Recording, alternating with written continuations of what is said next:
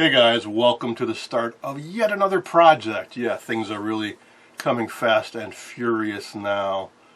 I did a recent update video where I talked about a lot of upcoming projects, but I did not mention this one because at that time I didn't know I was going to be working on it, because I was just very recently contacted by the owner and she just dropped it off a couple days ago.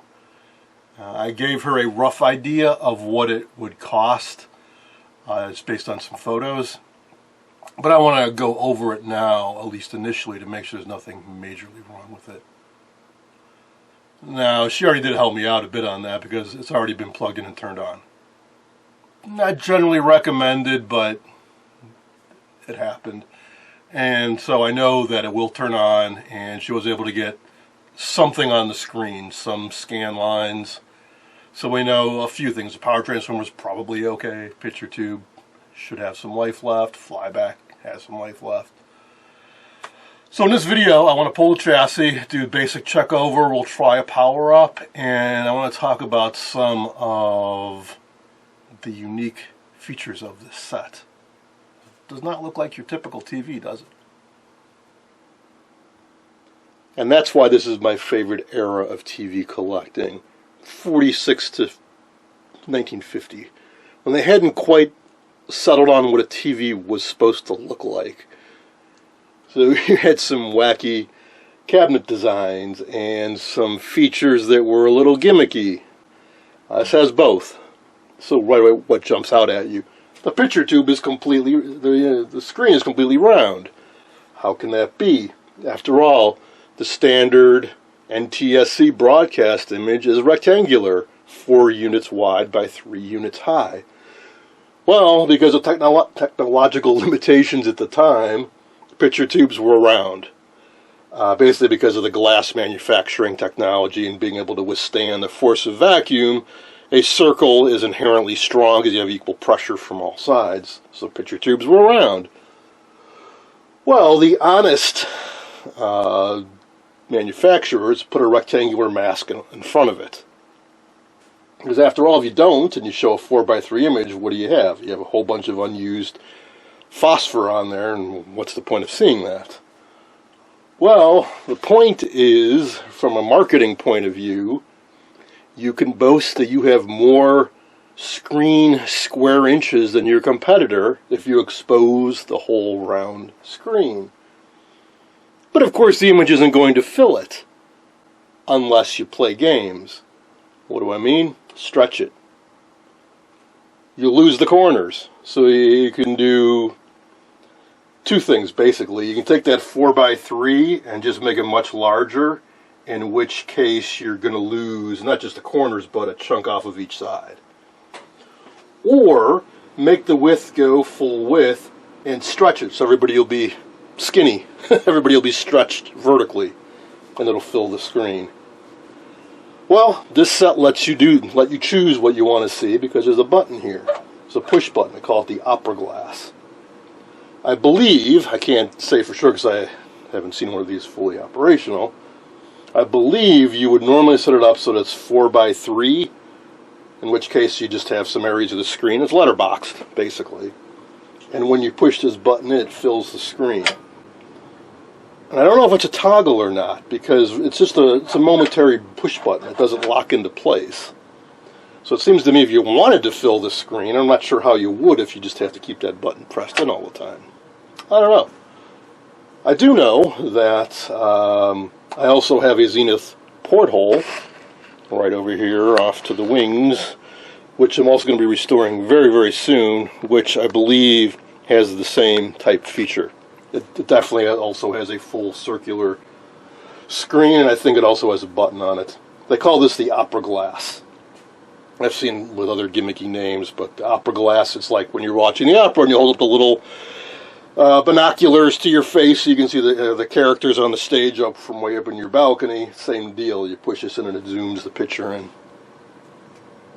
And as far as the cabinet design goes, I don't know what to say.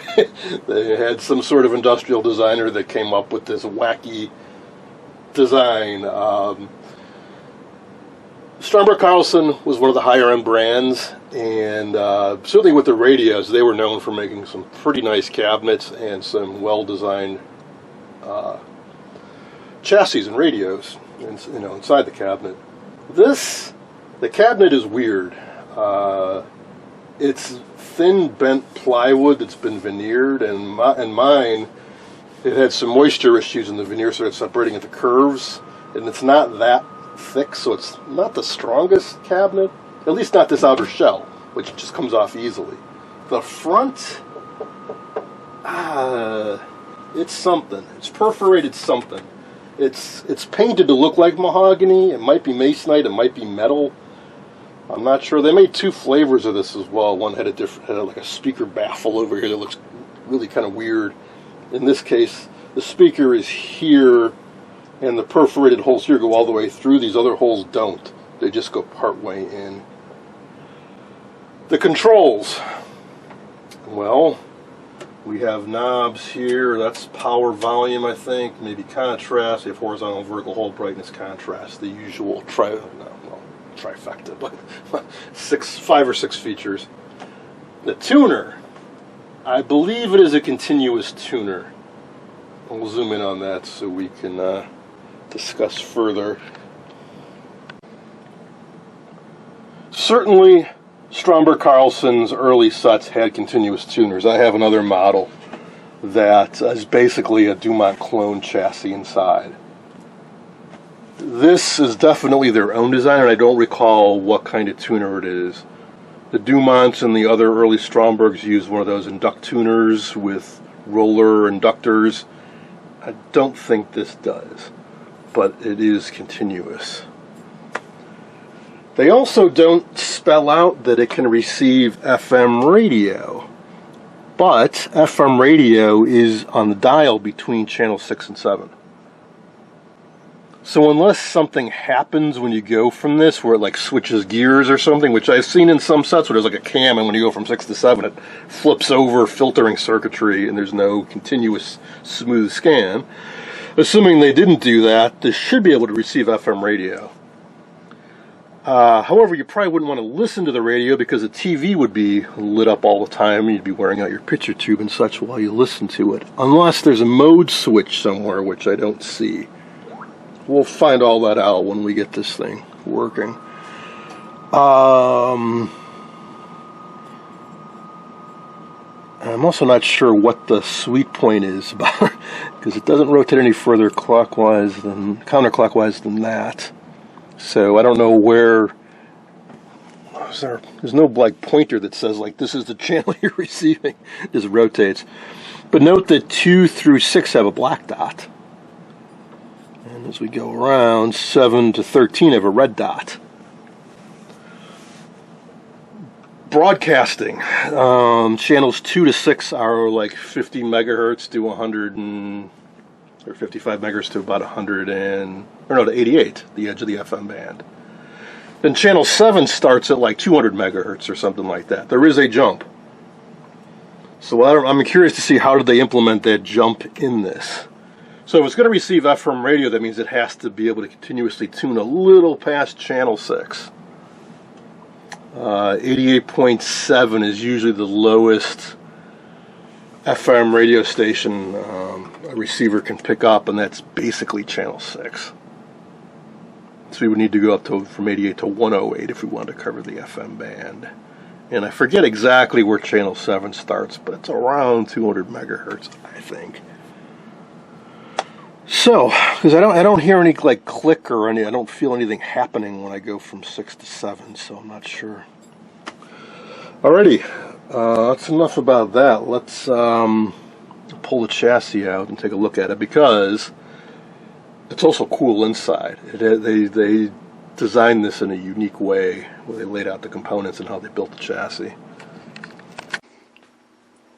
It's a little bit of damage on the cabinet, some veneer chipped off down here, some light scratches on top, but overall I think it's in pretty good condition considering its age and how it's constructed. And it's not an easy thing to move because there's nothing to hold on to. You have to carefully get your fingers underneath it, and there's not a whole lot of clearance, about 1/8 of an inch, and then just muscle it around. The easiest way I find is to let it hang off the edge of something so you can get your hand under it. Do your best to maneuver it. And as you can imagine, it's heavy. There we go. There we go.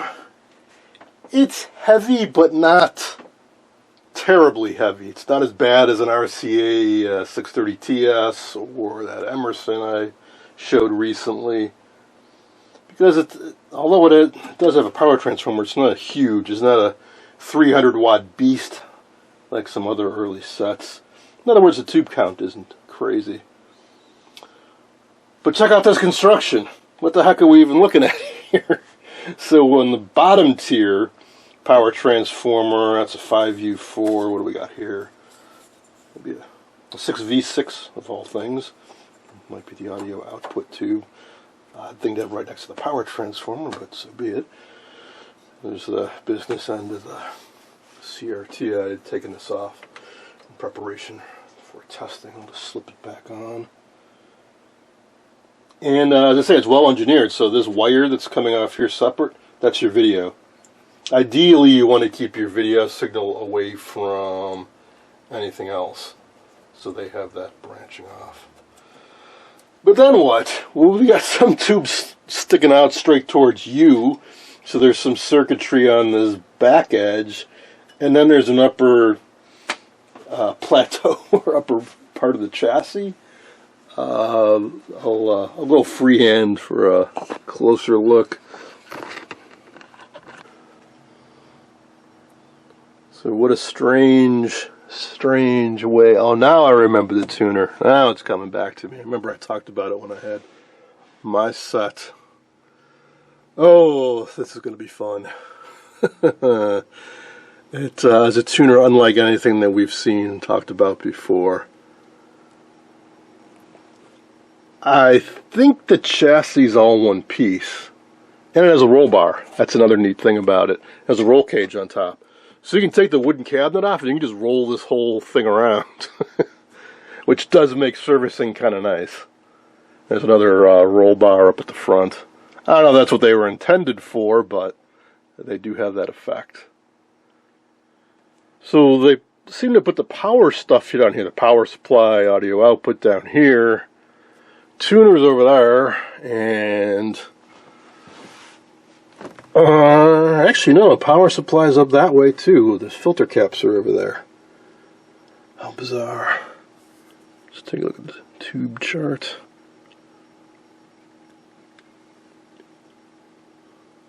Oh, that tuner's so crazy. Talk about it more when we get it out. Some odd circuit choices too, like the video output tube, 6AC7. That in of itself isn't odd. There are plenty of really early TVs that used it, but by the time this came out, that was kind of like pre-war sets used that. It used to be called the 1232 tube. But by this time, most manufacturers had moved on to other stuff. Likewise, there's a 6C4 in here, which is kind of old school.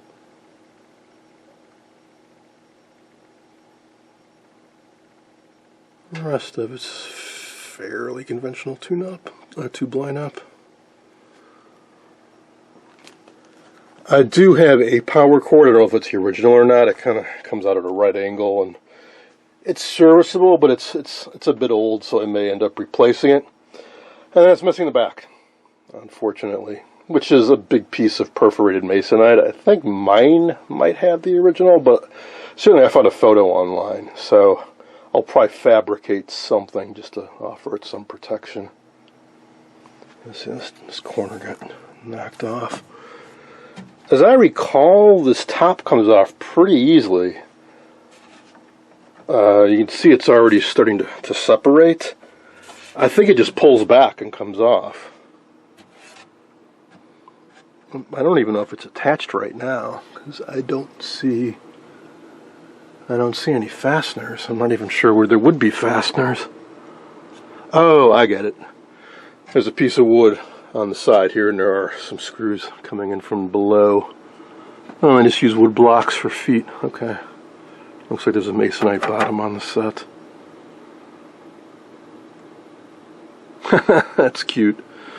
Vertical size large, vertical linearity large, vertical linearity small, vertical size small. So that's an opera glass button. They actually have separate sets of controls for when you're looking at the small image or the big image.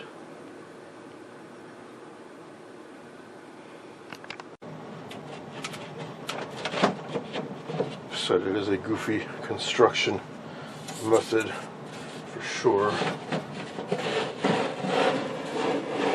Oh boy, this is dusty.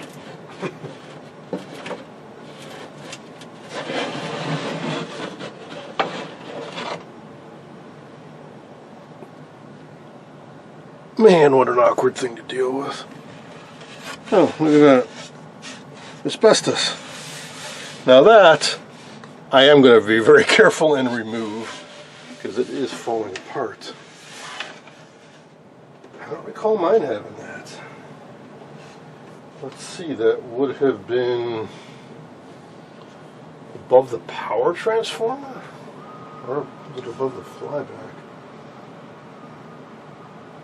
That was the rear corner. I guess it was above the power transformer. It's not, this thing doesn't get that hot is what I'm getting at. I can't understand why they would have put it in there. In fact, the power transformer, if the power transformer is getting that hot, you've got some serious trouble. The rectifier is right in the middle. It's not on the corner. Oh, maybe somebody added it at some point. Anyways, here it is. It's filthy. I did look at the service info, and the tuner, it is weird, but it does have separate sections for the low and the high. Notice there are two sets of tubes. So I think there are two local oscillator tubes and two RF amp tubes. One's for the low side, one's for the high side. Now here's the trippy thing. I'm pretty sure I demonstrated this 12 years ago, but time for a refresher. So this uses variable slugs. So down at the bottom of this plate we have cores. 3 cores there, 3 cores there, and they go in and out of coils down below.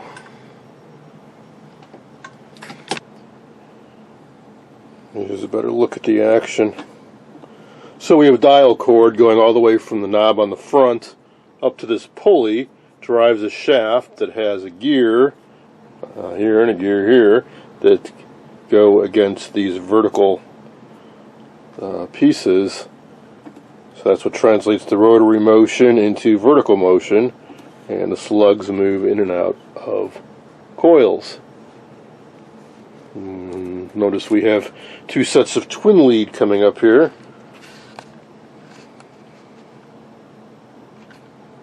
Notice we have 2 sets of twin lead. I believe these are just connected together and going to the antenna terminals. Yeah, so here, right at the antenna terminals, they just have 2 feed lines that go through here and wrap around down below somewhere and come up here. So the same signal is being fed into both sides. So one of these is the lower channels, one of these is the upper channel. I presume the RF amp is the one right next to the twin leads, and then the tube on the other side will be the local oscillator mixer with these 6J6, which is a dual triode. It's pretty standard, and these are probably 6AG5s or 6AU6 RF amps. It looks like a 6AG5. Yep. Trimmers are probably there to center the pass band for the RF input. Put this guy back in.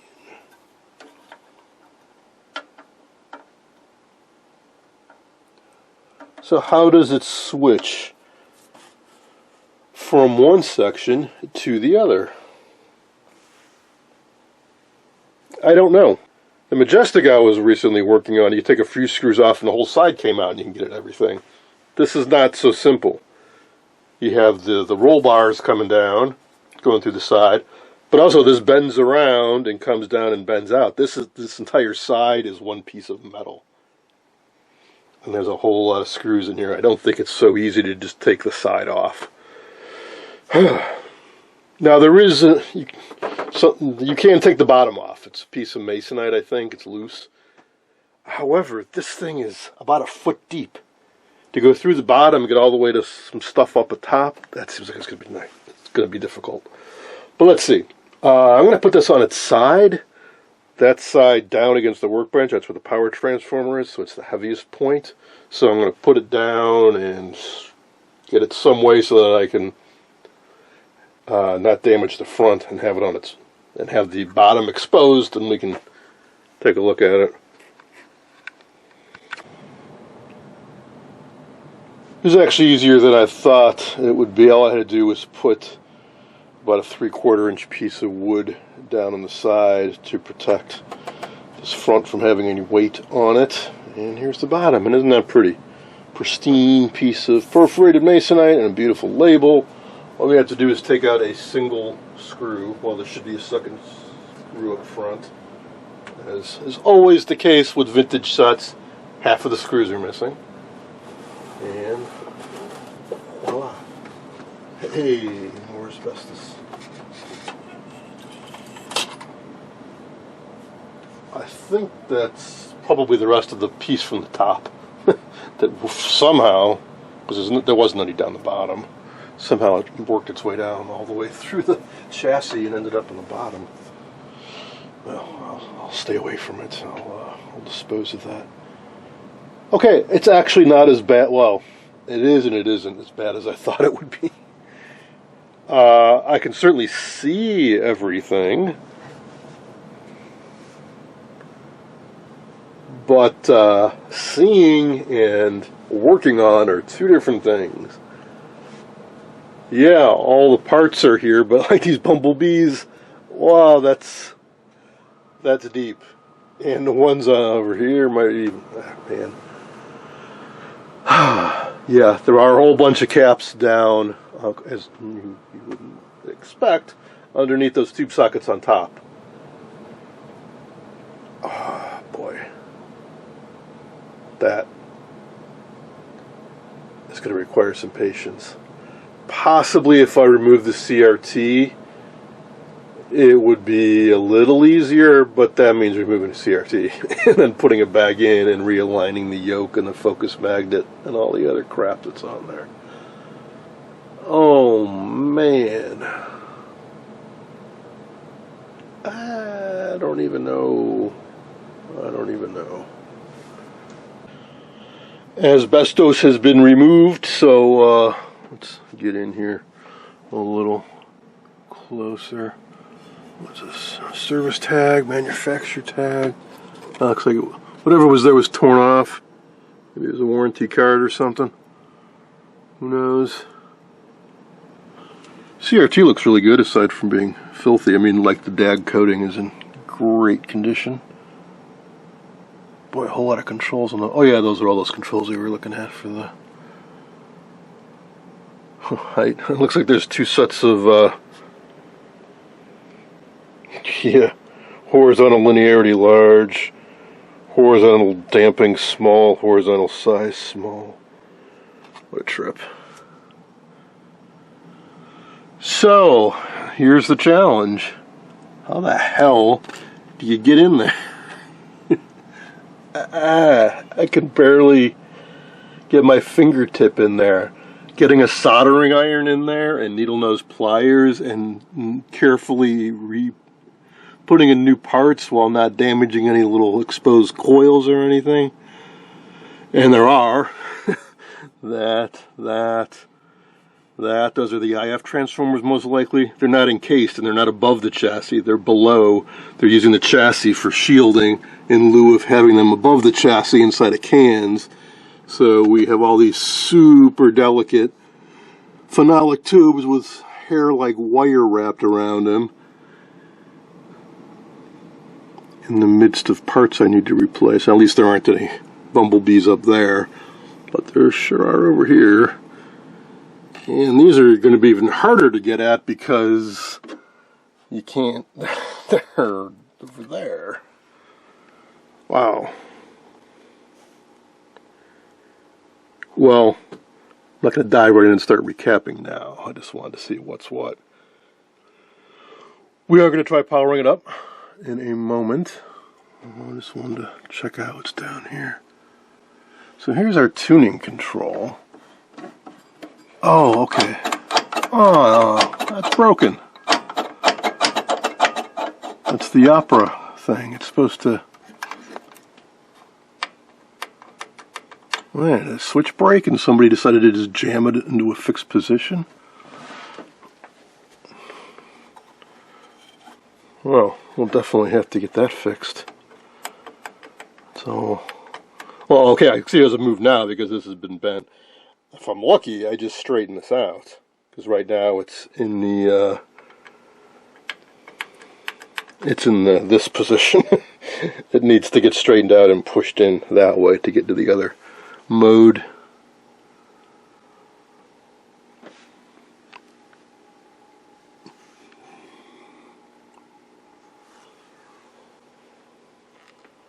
Oh, that I wasn't expecting. How does that work? There's a control up here, a switch that says 7-13 2-6.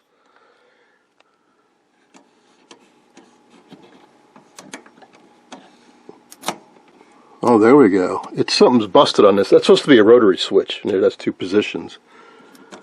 But it's really... But I don't see a set screw on it. Oh, the plastic is just completely obliterated. On the inside of that, it just spins around.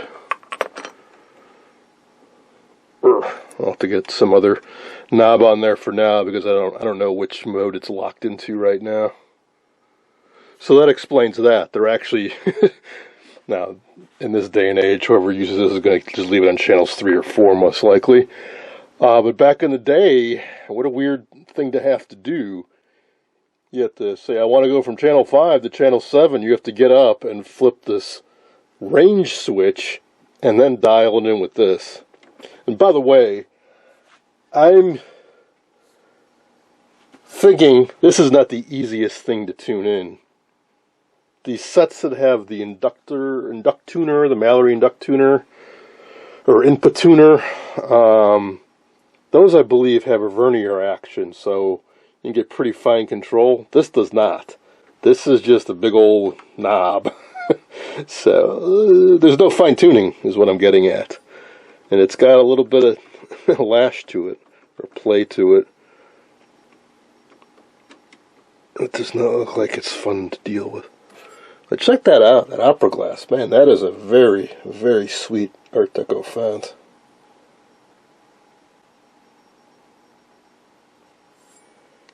Amazingly, somebody found one of these new in box. And he runs a website about his TV collection, mytv.com or something like that. I'll include a link.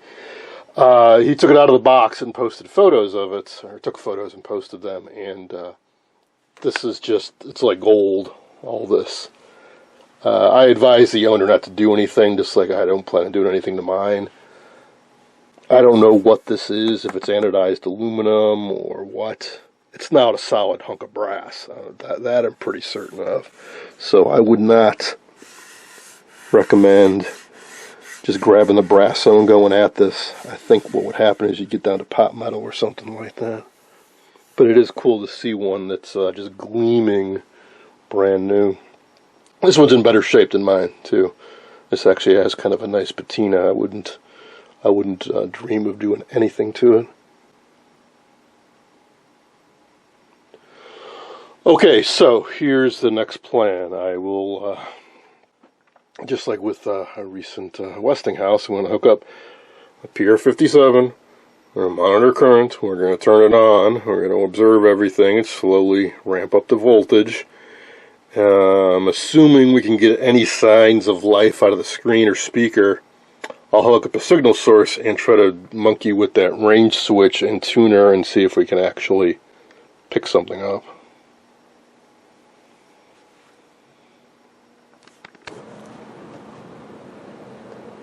Now, I suppose I could just go for broke and go full line voltage since somebody has had it turned on.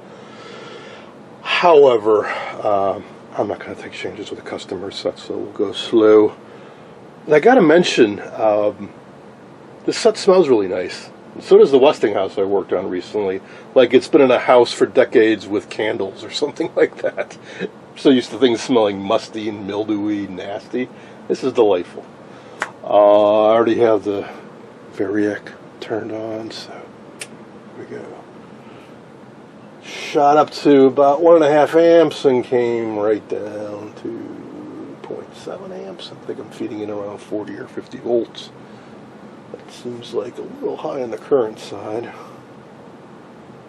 And the current is dropping and dropping. Looks good. Caps forming up, hopefully.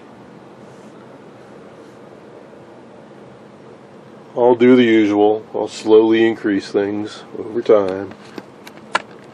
And resume recording when anything of note happens. Let's see. Yeah, we're 55 volts or so. And 0.7 amps.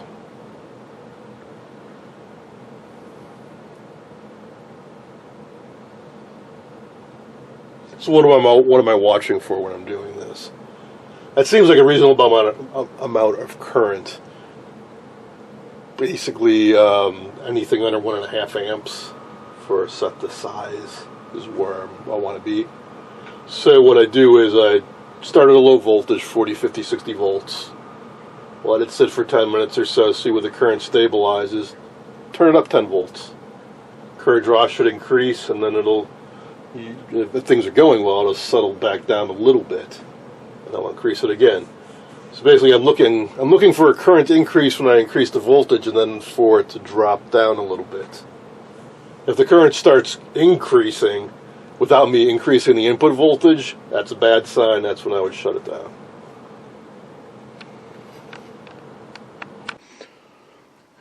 Okay, when I got to about 110 volts, I started seeing something on the screen. And there is some indication of sound out of the speaker. Now we don't have the channel clunker, so we can't hear a crash as we change channels.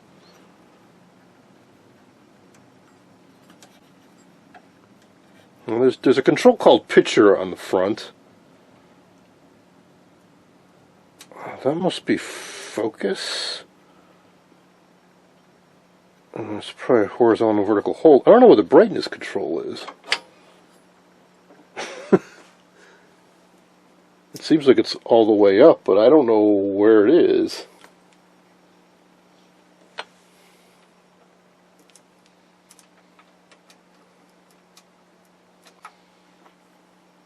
Oh, okay.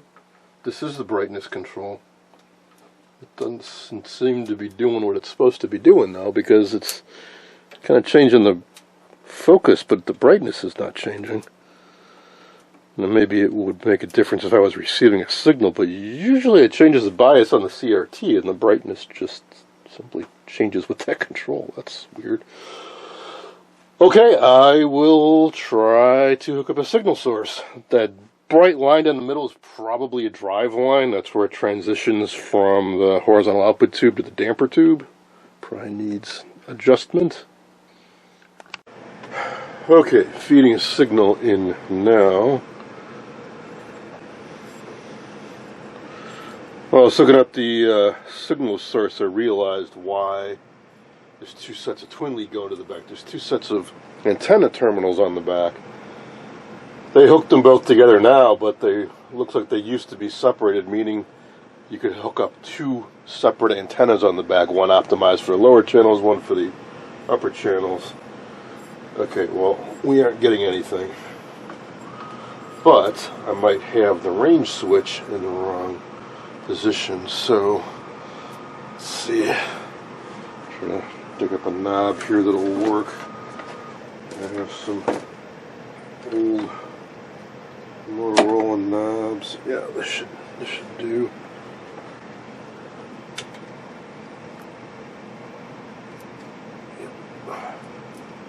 There we go. So now we're in the other band. Let's see if I can tell from this knob. Okay, it looks like going clockwise should be the lower channels. Okay, that's where I am now. Good, good. So I'm feeding in channel 3. Again, I don't know where on the dial pointer, or I don't know where on this wheel 3 would be. Just turn it around and hope something happens, I guess.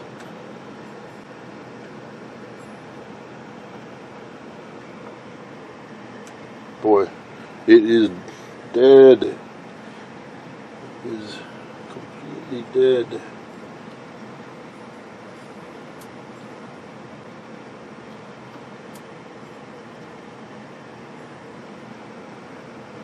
No hint of anything. It's weird. I'm trying to think if I've ever restored a set with a continuous tuner before. I don't think so. I've fired up one or two, and I kind of got one to kind of work. I don't know if I did a video on it, but I haven't or did I? I don't know.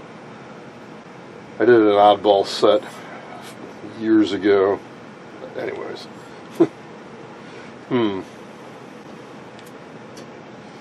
Now, you might be saying, hey, why don't you look at the owner's manual and see how the set's supposed to be operated? I don't have an owner's manual. Although I noticed the guy who had or has the new old stock one in the box had a beautiful, pristine owner's manual with it that really should get scanned and made public. I couldn't find a scan of it anywhere. And the SAMS doesn't tell you how to operate the set, I don't think. I printed it out. It's upstairs. I'll go grab it and take a look. Here's the SAMS service info. There's disassembly instructions. Maybe there's some hint of something about how the set works, but usually not.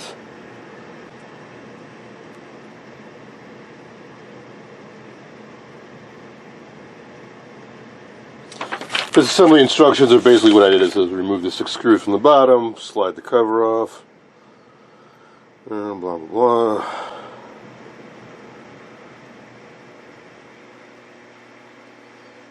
But they do give instructions removing this front panel. So if I need to, I don't know that I do, at least not now. I don't see anything about operating it. Now here's another potentially annoying thing about working on this set is this is pretty much all I have.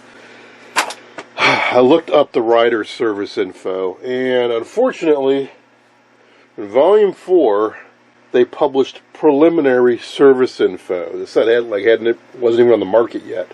It's only 4 pages. It's a schematic and a parts list. Future editions, volume 5 and volume 6, just have a paragraph at the back of the book with some updates. They never updated the main body of the service info with the original manufacturer's info. So unless somebody out there has an original copy of the Stromberg Carlson TC-10 service manual and would scan it and publish it, this is all we get. Well, at least it's something. So, where do we start? So that's always the question.